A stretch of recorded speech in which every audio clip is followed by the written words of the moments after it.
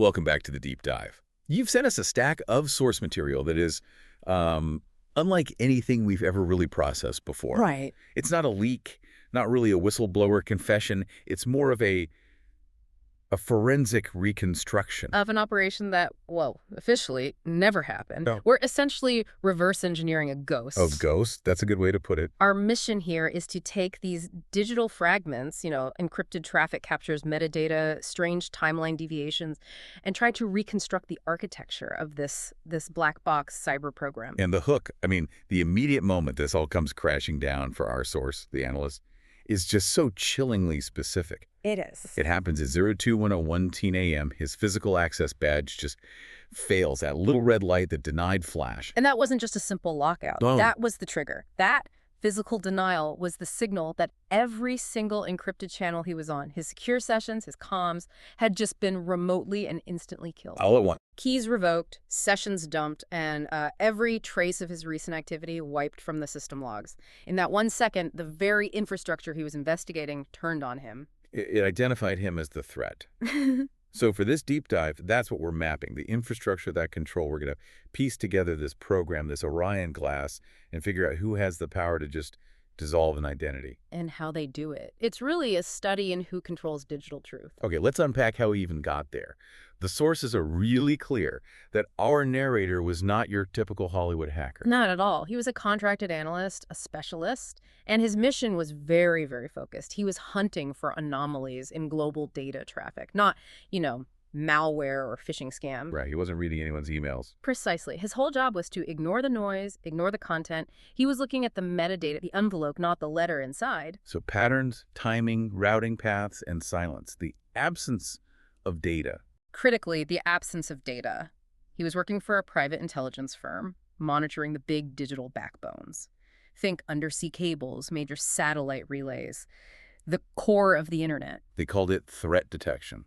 But really, he was mapping vulnerabilities. And that's how he found it. He found a residue, a project name, ORION GLASS, embedded deep in a memory dump from a process that had no business being on that secure machine. A ghost in the machine. Exactly. And he realized ORION GLASS wasn't looking for hackers getting in. It was looking for gaps. Yes. Moments where the network went quiet. See, if a cable gets cut or router fries, it makes a ton of noise. Alerts, error messages, fragmented packets. It's messy. But these gaps were different. The opposite. Entire regions or crucial financial systems would go silent for a fraction of a second. Right. And the silence was just surgical, too clean. But this wasn't an accident. This was engineered silence. It's the only conclusion from the data. It suggests total controlled command. They were testing the ability to selectively turn parts of the internet off without leaving a trace. And the analysts documented these tests escalating, right? They started small. Milliseconds, a single internal system, yeah. But then they started touching critical real-world infrastructure. And even a small test can have huge implications. Give us an example. Well, the source notes a few cases where major financial districts lost synchronization across their trading platforms just for half a second. Long enough to do incredible damage. Or steal information. Massive damage. And it wasn't just finance. He saw secure tunnels at hospitals dropping and recovering with no explanation, or even air traffic control networks being forced to rekey their secure comms. A rekey with no incident report. That's a huge red flag. That suggests someone is messing with the command chain. A massive red flag. And this is what really scared him. Not the event, but the aftermath. Nothing. No alarms, no incident reports, no digital debris. Real failures leave evidence. These events left nothing. Just clean recovery logs. So he wrote a report. And it was deleted within hours. He wrote a second one, and his access was cut way back. The system was telling him, without words, to stop looking. He wasn't just hunting an external threat anymore. He was hunting the control system itself. Okay, so once his internal access was gone, he had to go dark. The source mentions an air-gapped laptop and dead drops on the dark web. For anyone listening, what does using an air-gapped laptop signal? It signals he trusted absolutely nothing. An air-gapped laptop is physically disconnected from any network, from the internet. You move data with a USB stick, maybe. Yeah. It means he was rebuilding the evidence, piece by painful piece, completely alone. A digital siege. Knowing that if that one machine was found, it was all over. And this is how we finally found the signature of Orion Glass. What was it? It was a custom encryption handshake, but it was buried inside standard TLS traffic. So inside the normal secure web traffic everyone uses every day. Exactly. And here's the really alarming part. The exploit wasn't about breaking the encryption. That's hard, it's noisy. This was about replacing it midstream. What does that mean for, say, you connecting to your bank? Well, think of it this way. When you connect to your bank, there's a digital handshake to verify both sides. This zero-day exploit allowed a third party, Orion Glass, to just step into the middle of that handshake. And it could replace the keys. It could replace both sets of keys simultaneously, so neither you nor the bank would ever know you weren't talking directly to each other. But the whole conversation was now being conducted with a set of master keys held by Orion Glass. Precisely. Perfect continuity. Total secrecy. This is what we mean by infrastructure possession. That's the key distinction, isn't it? This isn't mass surveillance just listening in. No, this is the ability to become the connection. Wow. The owner of this exploit could impersonate any secure service, a bank, a hospital, a logistics company, for just a few seconds. And a few seconds is all you need to inject false data, alter a record, or, completely erase someone's financial history. So who was it? Who was the operator? That was the next shock. You'd assume a state actor, right? Yeah. Some clandestine agency. But he traced the control nodes, the systems issuing these replacement keys, not to a government building, but to the core architecture of a huge publicly neutral data services conglomerate. A corporation. One that was everywhere. Finance, health, logistics, even defense contracts. Everywhere and nowhere.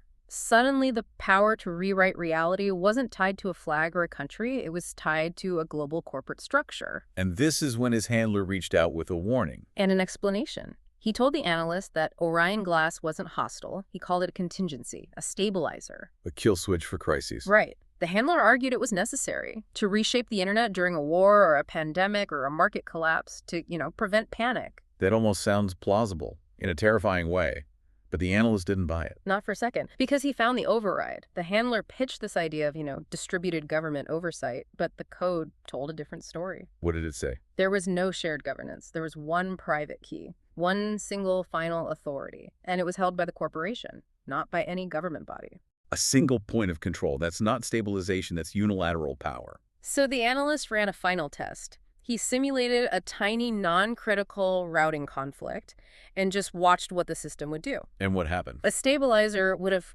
corrected the error, right, rebalanced the traffic. Orion Glass did none of that. It reacted by instantly and violently rewriting historical data. It fixed the record, not the problem. Exactly. It retroactively edited the logs on all the internal servers to say the conflict never happened. And then, this is the truly frightening part, it reached out and synchronized those fake logs with third-party mirrors around the world. So it didn't just hide the truth. It created a new, universally accepted one. And that's when he understood. This wasn't a defensive tool. It was a global narrative engine. Designed to control truth after the fact. It's the ultimate filter. It erases an incident before any auditor or investigator even knows to look for it. The system decides what officially happened. And he realized this had been used on people. Yes. He started searching for the human consequences, and he found patterns of what he called administrative death. That sounds chilling. It is. It's not physical. It's the complete collapse of your digital identity. People who got too close to certain financial flows or sensitive data, they just started to digitally dissolve. How does that work? How do you make someone a non-person with data? You use the exploit to inject small, targeted bits of corrupt data, alter their medical records to show a severe illness, create a false criminal charge for fraud that pops up on a background check. And then their bank account gets frozen. Due to suspicious activity flags that Orion Glass itself inserted. So suddenly, you can't work, you can't travel, you can't access your own money, you're still alive, but institutionally, you don't exist anymore. You're a ghost made of bad data that everyone accepts as fact. So the analyst gets all this evidence together, the before and after logs, the traffic captures, and he's ready to send it out. And the moment he prepares to transmit, the system turns on him. With incredible speed. He estimates his entire digital identity was dissolved in under 12 minutes. 12 minutes. To go from a high-level contractor to a non-entity. Bank access gone, phone suspended, travel records flagged. And what's so striking is the silence that followed. No agents at the door, no dramatic takedown. They didn't need to. The system understood a fundamental truth.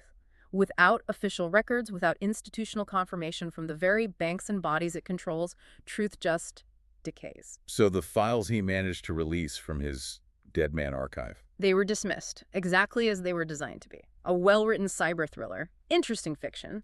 The narrative engine had already won by making the proof look unbelievable. And the final, cruelest twist. The corporation offered him his job back. Of course they did. Higher pay, bonuses, just, with much less access to the deep monitoring logs. They offered to just absorb the anomaly back into the system as long as he agreed to serve it. He declined. He declined. But the sources leave us with this really profound and frankly disturbing thought. Once you know a system like this exists, a system that can rewrite history and erase people, and it's run by private interests, all the other questions stop mattering. you stop asking if it's running because you know it is. You only ask who holds the key, who decides when the switch is flipped next. And whether you'll still exist afterward. A deeply unsettling look at how digital infrastructure can become the ultimate, unaccountable arbiter of truth. Thank you for joining us for this reconstruction. We'll see you next time.